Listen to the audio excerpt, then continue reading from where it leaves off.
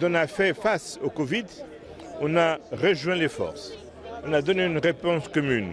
Et ça nous a aidé à surmonter cette crise.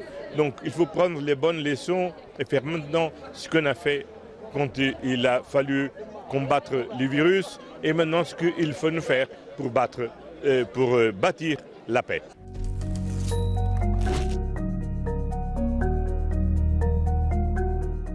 Les différents États membres sont plus proches de trouver une réponse commune.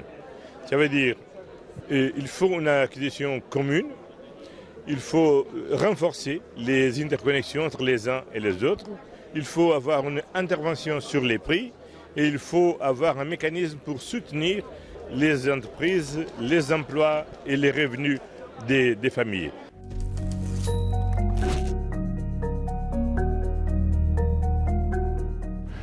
Oui, clairement, si on regarde par exemple sur le changement climatique et les politiques pour faire la transition énergétique, c'est clair pour tous maintenant qu'il faut accélérer la transition énergétique.